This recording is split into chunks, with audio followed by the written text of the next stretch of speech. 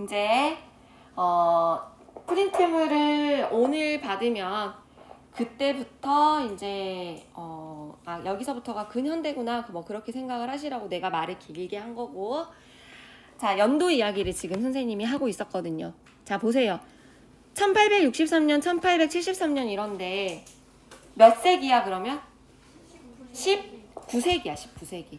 지금 우리가 살고 있는 세기가 몇 세기라고 했어? 21세기잖아요. 그러니까 아주 먼 옛날이 아니라는 거야. 그지?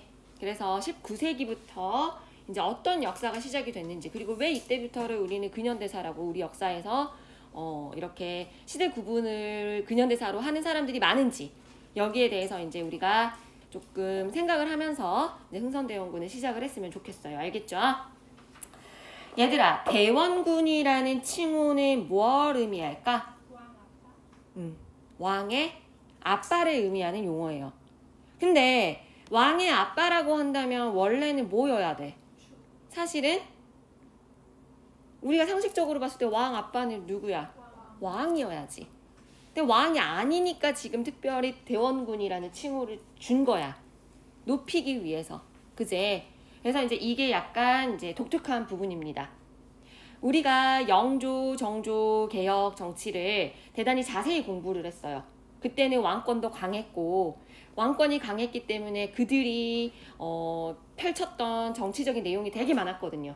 그지? 그래서 영조, 정조까지는 대단히 왕권도 강했다. 그리고 정치도 대단히 그 다음에 뭐 제도적으로도 대단히 우리가 공부한 바도 많았는데, 정조 이후에 조선의 왕들이, 어린 왕들이 즉위하기 시작해요. 정순, 헌철, 고순종 이렇게 끝나거든요. 조선의 왕 계보가 이제 끝이. 그래서 뭐 정조 다음에 어린 뭐 순종, 헌종, 철종 이런 어린 왕들이 이제 왕의 자리에 오르면서 왕의 엄마가 이제 대신 정치에 관여를 하게 되고, 왕의 엄마의 가족들이 이제 정치에 관여를 하게 되는 현상이 벌어져요. 그래서 조선의 19세기는 어떤 정치 시기라고 했어 우리가? 세도 정치 시기다라고 했었어요. 특히 그때 당시에 가장 권력을 장악하고 있었던 가문이 안동 김씨랄지 풍양 조씨랄지 이런 왕비를 배출한 그 가문, 그들이 어린 왕을 세워놓고 정치를 이제 자기들 입맛에 맞게 했단 말이야.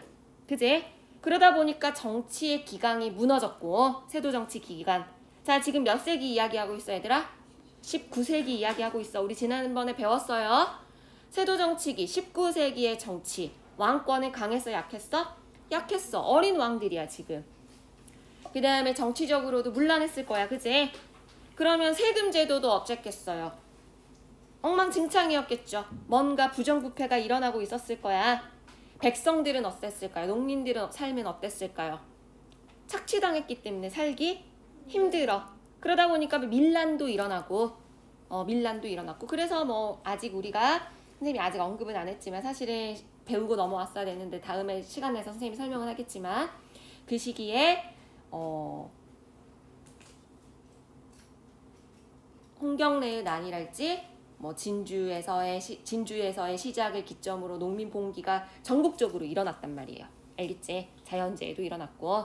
그래서 이 시기에 이제 고종이라는 또 어린 왕이 왕 위에 오르게 됩니다. 뭐 이런 이야기들도 많아요. 일부러 이 고종의 아빠가 자신의 아들이 왕이 되게 하기 위해서 왕의 아빠가 똑똑하고 정치에 관심도 많고 그러면은 세도 정치가들 입장에서 그 왕을 왕으로 이렇게 받들겠어 안 받들겠어? 하지 않겠죠, 그지? 그래서 그 전까지 흥선대원군이 자신의 아들을 왕의 채택되기 위해서, 선택되기 위해서 대단히 조심히 좀 약간 정치에도 관심 없는 척하면서 뭐 그렇게 살았다는 이야기들도 많이 있어요. 어쨌든 결론적으로 고종이 어린 나이에 왕이 됩니다. 자, 어리니까 이제 누가 대신 정치를 해준 거야? 왕의 아빠였던 흥선대원군이 대신 정치를 해준 거야. 그래서 왕이 어린 시기에 이제 대신 정치 약 10년 동안 정치를 했죠. 고종이 어른이 돼서 친정할 때까지, 직접 정치할 때까지. 알겠죠? 그래서 이 시기가 흥선대원군의 정치다. 왕으로 따지면 누구 왕시기겠어? 고종. 고종이 왕일 때다. 그렇게 기억하시면 돼요. 알겠죠? 몇 세기니 얘들아 지금? 19세기지. 그지? 자, 그럼 생각해봐. 너희라면 어린 아들이 왕이 딱 됐어. 그럼 너희가 아빠라면 뭘 하고 싶어? 어떻게 해야겠어? 왕권 강화. 그지? 당연히 우리 아들이 이제 어른 돼가지고 왕할 때 왕권 강화할 수 있게끔 만들어줘야지, 환경을. 그 다음에 또 뭘 해야겠어? 왕권 강화와 똑같은 말이긴 하지만 지금 권력을 잡고 있는 애들이 누구야? 그렇지, 세도 정치가들이란 말이야. 얘네들 어떻게 해야겠어?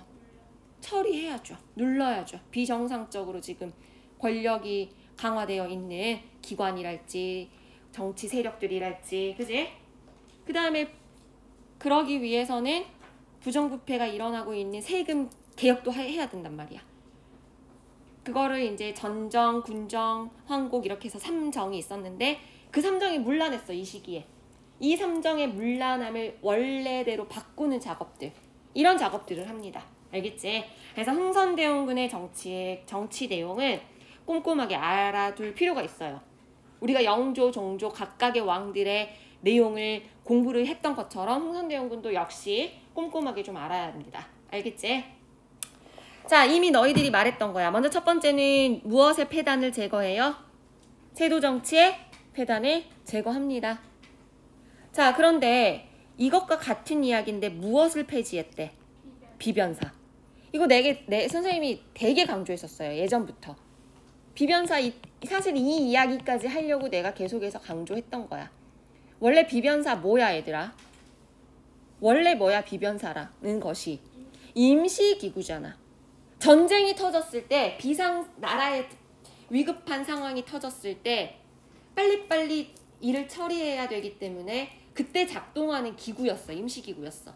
근데 이게 이제 자꾸자꾸 외란이 터지고 호란이 터지고 그러다 보니까 자연스럽게 임시기구가 상설기구화 되면서 임진왜란 이후부터 이 비변사가 점점 힘이 커져요.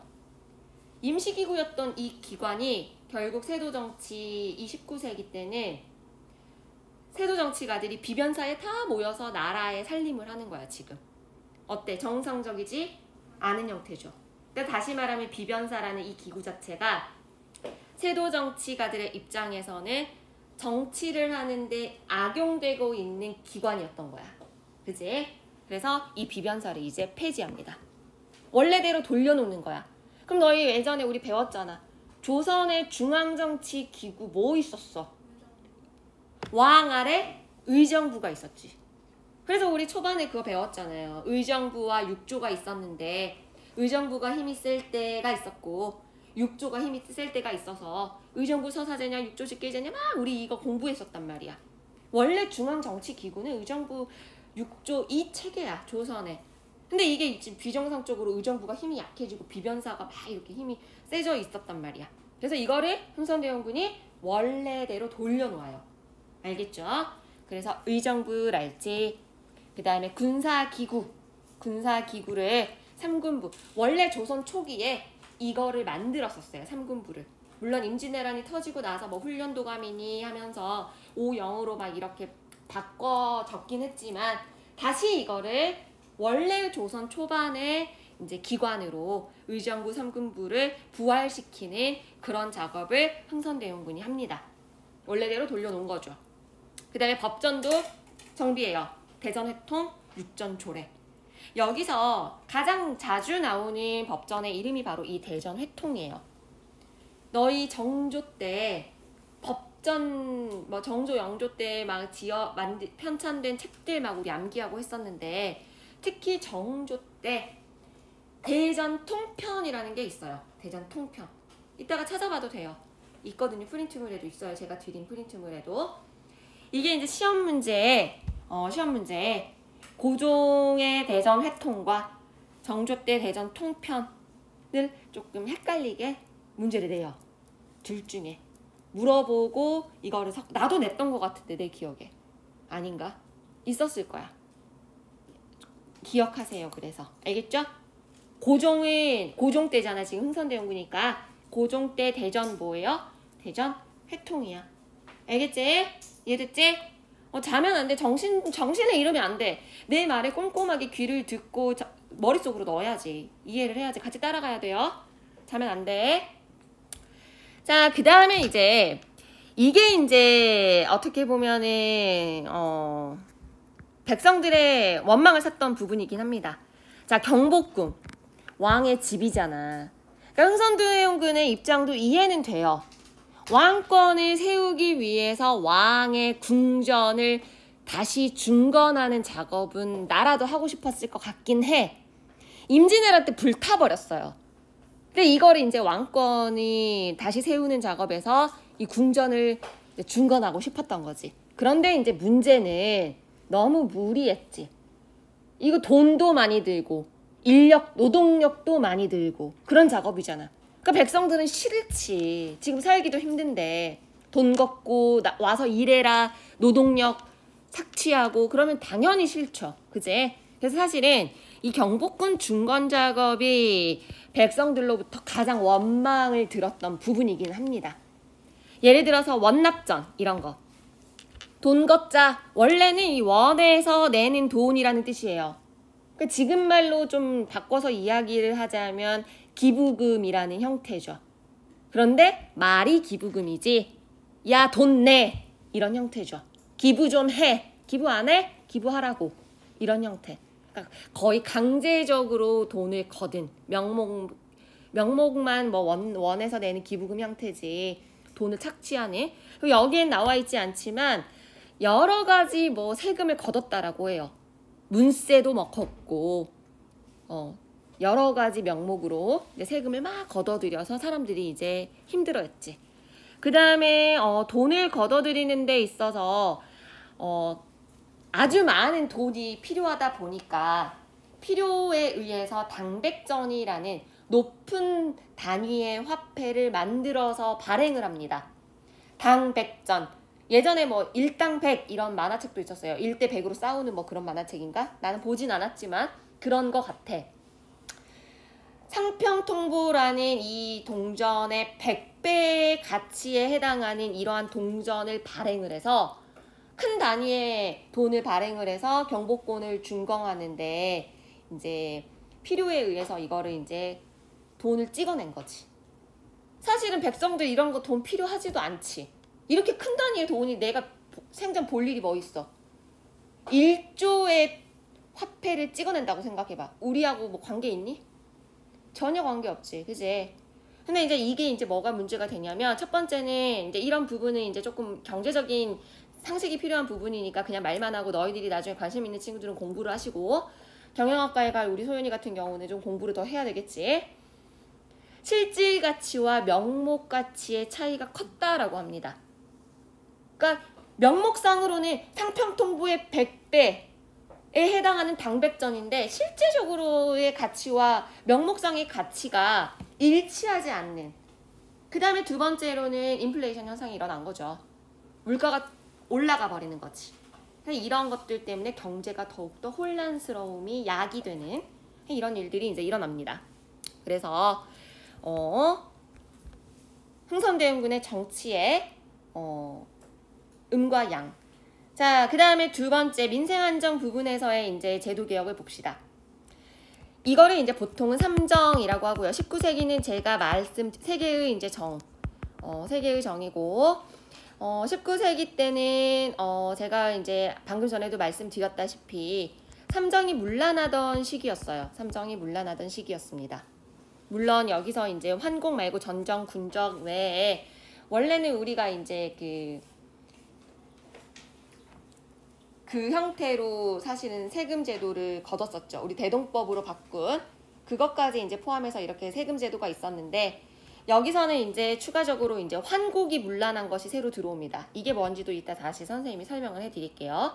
자, 먼저 전정 봅시다. 땅에 매기는 세금이에요. 땅에 매기는 세금. 우리 원래 알고 있었죠? 자, 밭전, 땅에 매기는 세금. 이게 지금 문란해서 이거를 흥선대원군이 어떻게 정책을 제시를 했느냐, 어떤 정책을 펼쳤느냐, 은결을 색출을 하는. 자, 은자라는 이거는 한자로 숨을 은자예요. 숨을 은자. 그래서 숨은 숨은 땅을 찾아낸다라는 거야. 그러니까 농사를 짓고 있었는데 나라에 신고하지 않고 세금 내지 않고 농사를 짓던 땅들이 전국에 몇 개 있었을 거 아니야. 그제?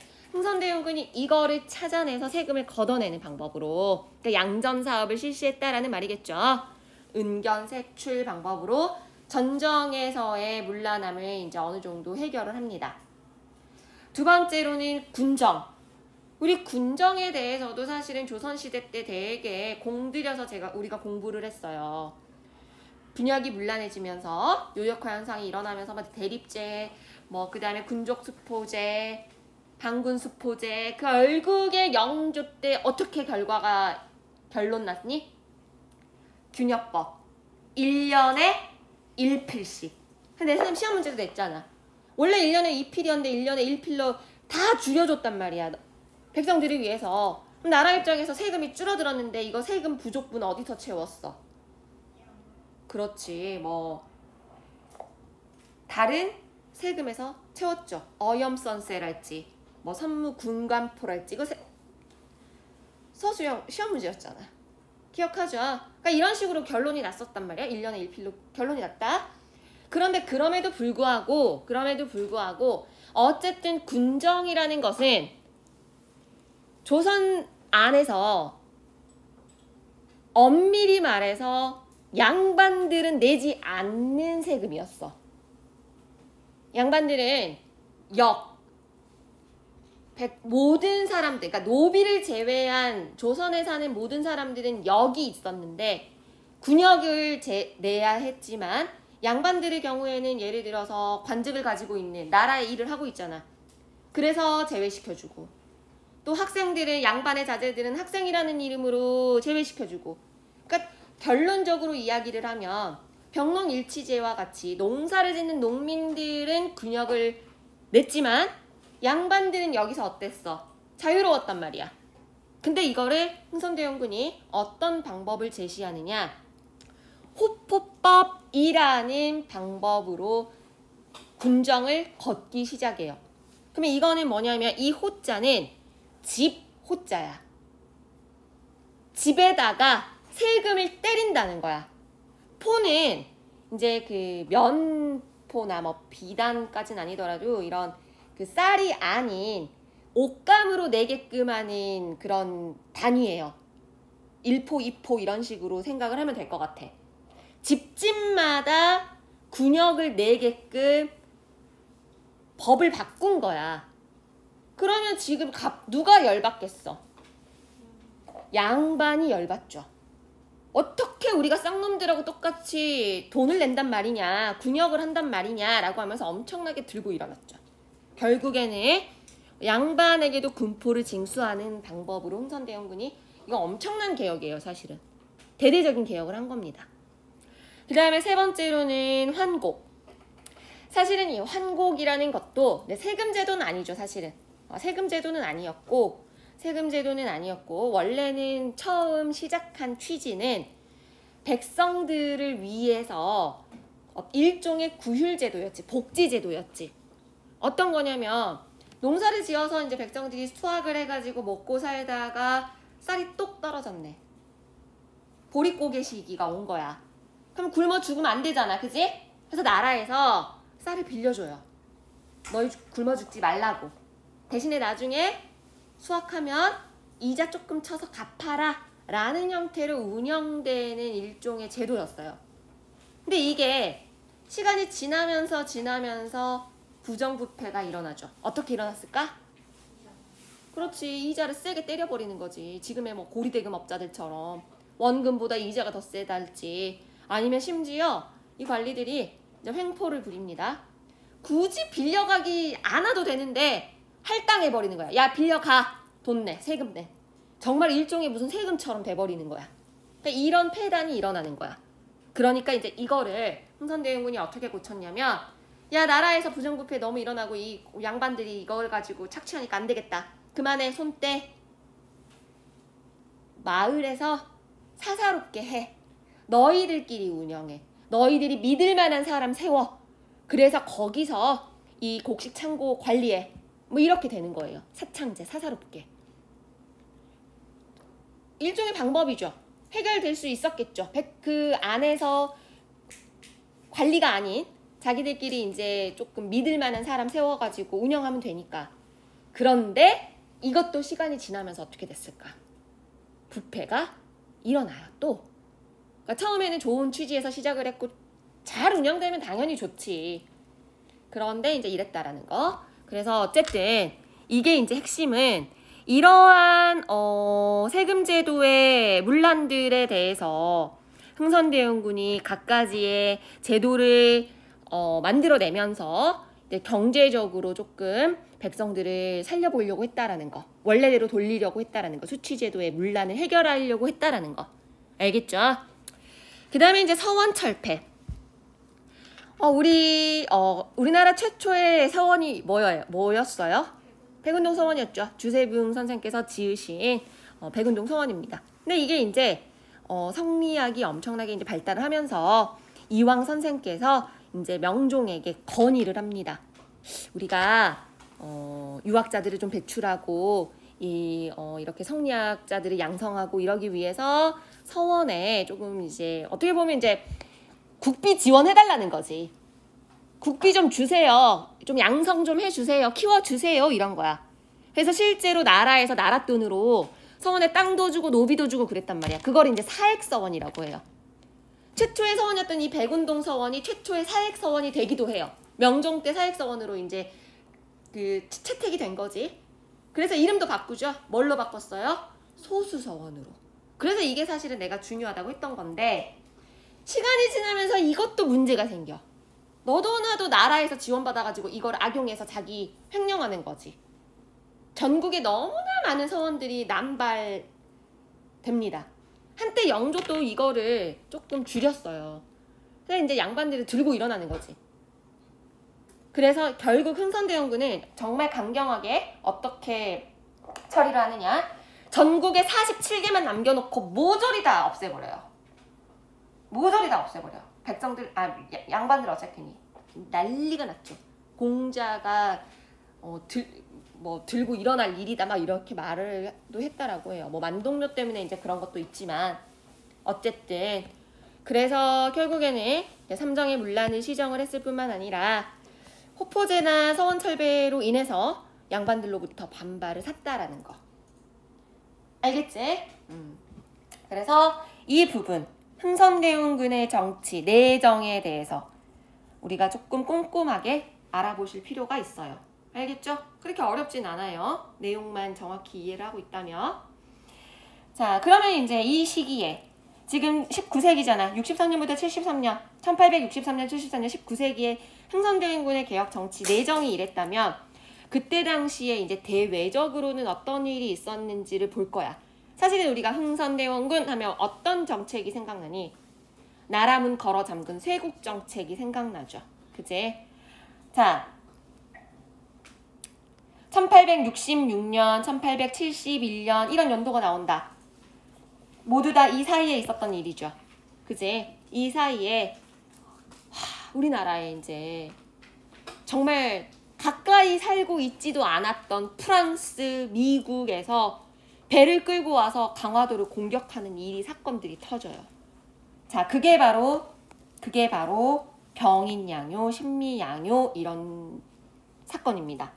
여기 쳐들어오니까 이제 흥선대원군이 통상하기를 싫은 거야. 통상수교 거부 정책을 펼친 거죠. 그래서 이제 제목을 통상수교 거부 정책과 양요라고 잡아놨어요. 자, 근데 근현대사에서는요, 여러분, 앞으로는 이제 지금부터 시작이라고 보면 되는데, 솔직히 말하면 미안하지만 중요하기 때문에 우리가 꼼꼼하게 배우는 것도 있고 연도를 좀 알아야 돼요. 왜냐하면 연도를 그냥 외워야 너희가 편해. 그래서 연도를 조금 알아뒀으면 하는 바람이 있는데 이때 이제 외울 수 있는 방법 중에 제가 추천드리는 방법이 바로 이겁니다. 너희 보통 60갑자 알고 있죠? 이 60갑자라는 것이 10간, 그리고 12지 이거를 합쳐서 60갑자라고 합니다. 보통은 자 10간이라는 거는 뭐냐면 갑을, 병정, 무기, 경신, 임계 이거야. 사를 뜻하는 용어 갑, 을을 뜻하는 오, 육을 뜻하는 병, 갑을, 병전, 무기, 경신, 임계 이게 10간이고 오른쪽에 있는 자축인묘, 진사오미, 신유술에 이거를 12지라고 합니다. 너희는 무슨 띠니? 닭띠. 닭이 유잖아, 유. 그지? 이런 식으로. 나는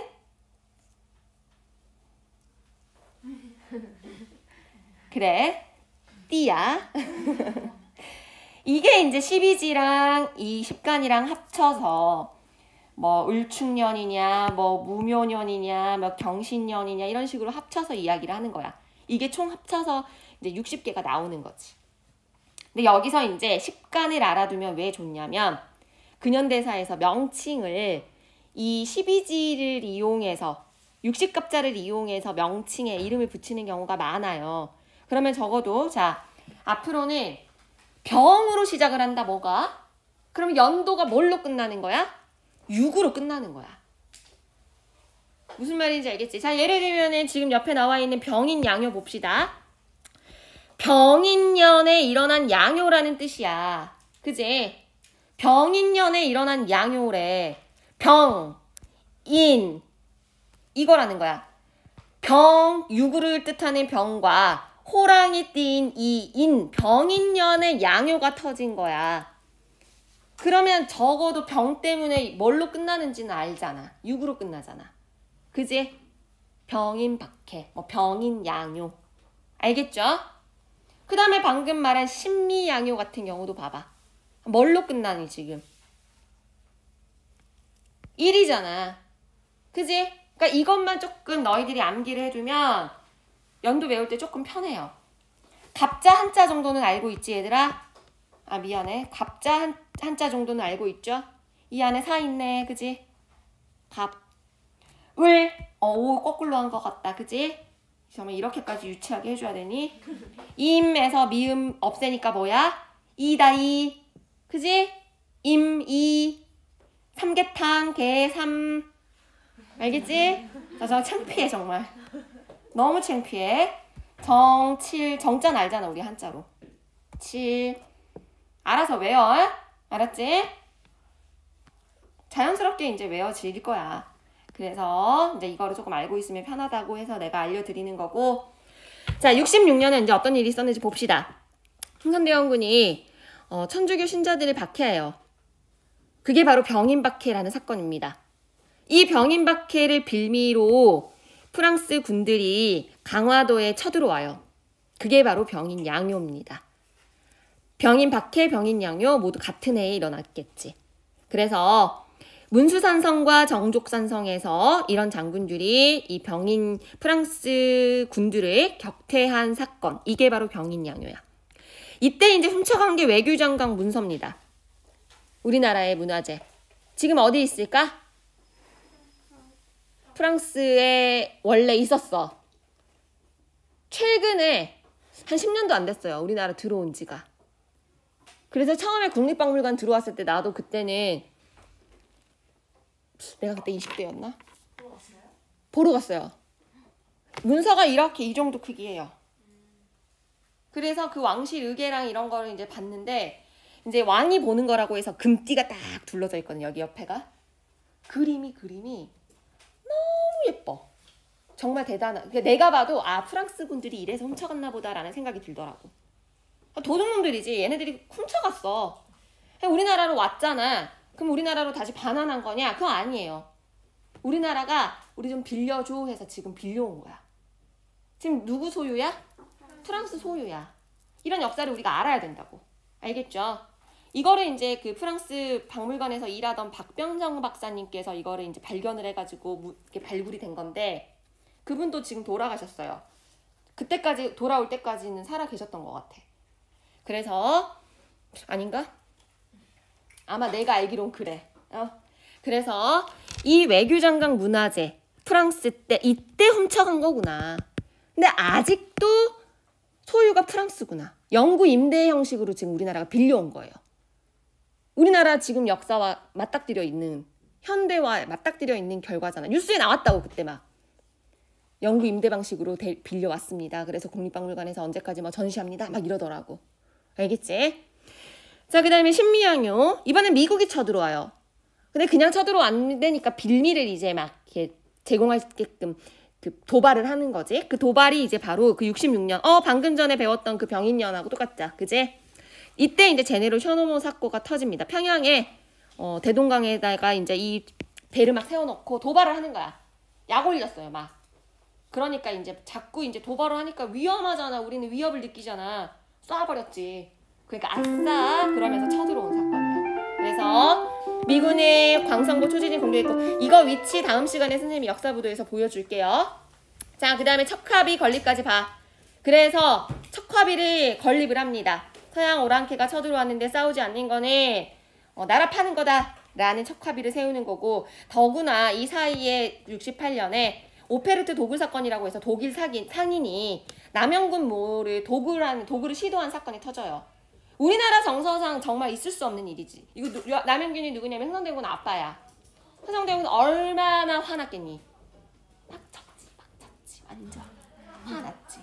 그러겠지. 이해는 돼요. 왜 척화비도 건립하고 왜 통상수교 거부 정책을 펼쳤는지.